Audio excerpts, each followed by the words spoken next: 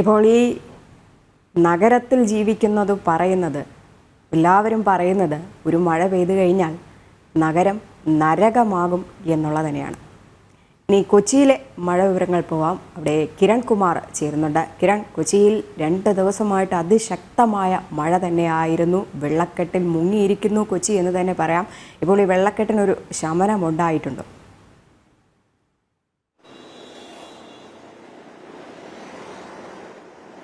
രജനി, കൊച്ചി നഗരത്തിൽ ഈ 2 ദിവസമായിട്ട് അനുഭവപ്പെട്ടുകൊണ്ടിരിക്കുന്ന വെള്ളക്കെട്ടിന് നേരിയൊരു ശമനം എന്ന് തന്നെ പറയേണ്ടിയിരിക്കുന്നു. ഇന്നലെ അർദ്ധരാത്രി മുതൽ തന്നെ മഴ വിട്ടുനിൽക്കുന്ന ഒരു സാഹചര്യമാണ് ഉണ്ടായത്. ഇന്ന് പുലർച്ചെയും ശക്തമായ മഴയുണ്ടായിട്ടില്ല. അതുകൊണ്ട് തന്നെ വെള്ളക്കെട്ടിൽ നേരിയൊരു ആശ്വാസം ഉണ്ടായിരിക്കുകയാണ്. ഇപ്പോൾ ഈ കാണുന്ന എടപ്പള്ളി എടപ്പള്ളി ജംഗ്ഷനിലാണ് ഞാൻ നിൽക്കുന്നത്. ഈ സ്ഥലമൊക്കെ ഇന്നലെ രാത്രികളിൽ അല്ലെങ്കിൽ വൈകിട്ടോടുകൂടി തന്നെ നോക്കിക്കഴിഞ്ഞാൽ ഇവിടെ എല്ലാം വെള്ളം കെട്ടുന്ന ഒരു സാഹചര്യമായിരുന്നു. വെള്ളക്കെട്ടും വാഹനങ്ങളൊക്കെ, അതായത് കടന്നു പോകാൻ കഴിയാത്ത രീതിയിൽ വാഹനങ്ങൾ കുടുങ്ങിപ്പോകുന്ന ഒരു സാഹചര്യം തന്നെയായിരുന്നു ഇന്നലെ ഉണ്ടായിരുന്നത്. പല സ്ഥലങ്ങളിലും ഇപ്പോൾ തന്നെ ഈ ചില കടകളുടെയൊക്കെ സ്ഥാപനങ്ങളുടെയൊക്കെ മുന്നിൽ വാഹനങ്ങൾ, 2 വീലറുകളൊക്കെ എല്ലാം തന്നെ കയറ്റി വെച്ചിരിക്കുന്നതായിട്ടൊക്കെ കാണാൻ സാധിക്കും. ഇത് ഈ കഴിഞ്ഞ ദിവസത്തെ വെള്ളക്കെട്ടിൽ, അതായത് ഇന്നലെ രാത്രിയൊക്കെ ഉണ്ടായ വെള്ളക്കെട്ടിൽ മുന്നോട്ട് പോകാൻ കഴിയാതെ വഴികളിൽ പാർക്ക് ചെയ്യേണ്ട ഒരു സാഹചര്യമായിരുന്നു. ഇങ്ങനെ വാഹന ഗതാഗതം തന്നെ പൂർണ്ണമായി തടസ്സപ്പെടുന്ന ഒരു സാഹചര്യമായിരുന്നു ഇന്നലെ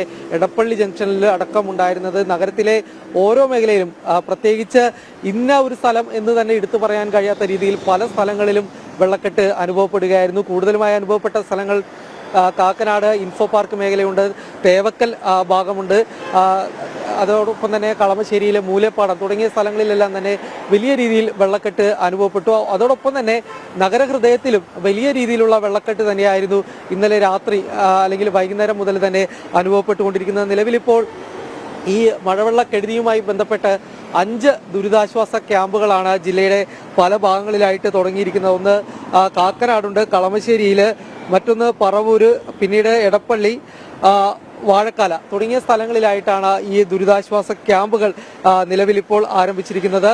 ഇതിൽ കാക്കനാടുള്ള ക്യാമ്പിൽ 11 കുടുംബങ്ങളെയാണ് താമസിപ്പിച്ചിരിക്കുന്നത്.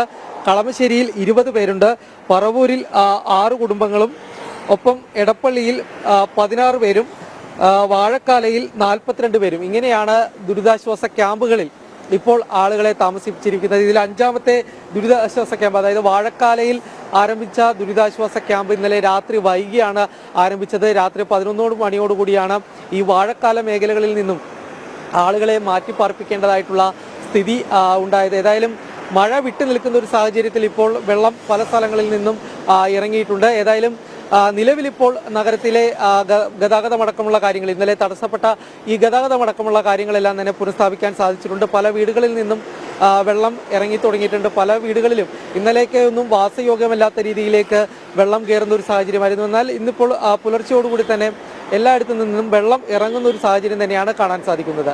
രജനി. കിരണെ, കൊച്ചിയിൽ ഇപ്പോൾ ആശ്വാസകരം എന്ന് തന്നെ പറയേണ്ടിയിരിക്കുന്നു. കാരണം വെള്ളക്കെട്ട് ഒരു ശമനം ഉണ്ടായിട്ടുണ്ട്. ഒപ്പം ഈ മധ്യകേരളത്തിലെ മൊത്തത്തിലൊരു വാർത്ത എടുത്തു കഴിഞ്ഞാൽ വലിയൊരു ആശങ്ക ഇപ്പോഴും നിലനിൽക്കുന്നത് ആലപ്പുഴയിലാണ്. കാരണം അവിടുത്തെ ആ ഒരു പ്രദേശമൊക്കെ തന്നെ നമുക്ക് അറിയാം, ചെറുമഴ പെയ്താൽ പോലും വെള്ളക്കെട്ടുണ്ടാകുന്ന സ്ഥലമാണ്. ഇന്നലെ അമ്പലപ്പുഴയിൽ നിന്ന റിപ്പോർട്ട് അനുസരിച്ചാണെന്നുണ്ടെങ്കിൽ 2018 പ്രളയത്തിൽ പോലും അവിടെ ഇങ്ങനെ വെള്ളം കയറിയിട്ടില്ല. ഇപ്പോൾ അതിനേക്കാളും വലിയൊരു ദുരവസ്ഥയാണ് അവിടെ നേരിടുന്നതെന്നാണ് പറയുന്നത്. ഇപ്പോൾ കുട്ടനാട്ടിലും ജലനിരപ്പ് ഉയരുകയാണ് എന്നുള്ള വാർത്തകളാണ് പുറത്തു വരുന്നത്.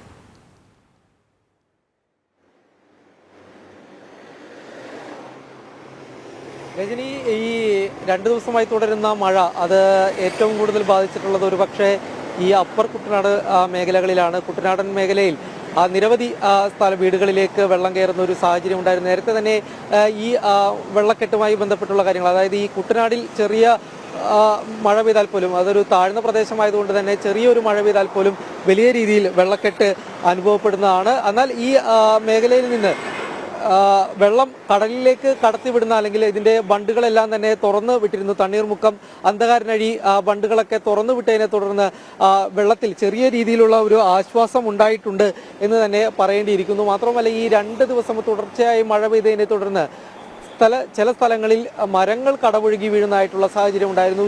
ഈ ശക്തമായ കാറ്റിനെ തുടർന്നാണ് ഈ മരങ്ങൾ കടപുഴകി വീഴുന്നതായിട്ടുള്ള ഒരു സാഹചര്യം ഏതായാലും ഈ ആലപ്പുഴ ജില്ലയുടെ പല ഭാഗങ്ങളിലും ഉണ്ടായിട്ടുള്ളത്. ഏതായാലും കുട്ടനാട്ടിലും ഈ ഒരു വെള്ളക്കെട്ടിന്റെ ആശങ്ക തന്നെയാണ് നിലനിൽക്കുന്നത്. രജനി. യെസ്, മഴയ്ക്ക് ശമനമുണ്ടെങ്കിലും കുട്ടനാട്ട് മേഖലയിലും ഇപ്പം വെള്ളക്കെട്ടിന് ശമനമില്ല എന്നുള്ള വാർത്തയാണ് വരുന്നത്. അപ്പോൾ കൊച്ചിയിൽ ആശ്വാസകരമാണ്. കാരണം പ്രധാന റോഡുകളിലൊക്കെ തന്നെ 2 ദിവസമായിട്ട് വെള്ളക്കെട്ടായിരുന്നു. അതിപ്പോൾ ഇറങ്ങി തുടങ്ങിയിട്ടുണ്ട്. വീടുകളിൽ നിന്നടക്കം വെള്ളം ഇറങ്ങി തുടങ്ങിയിട്ടുള്ള എന്ന വാർത്തയാണ് കിരൺ രാവിലെ തന്നെ റിപ്പോർട്ട് ചെയ്യുന്നത്.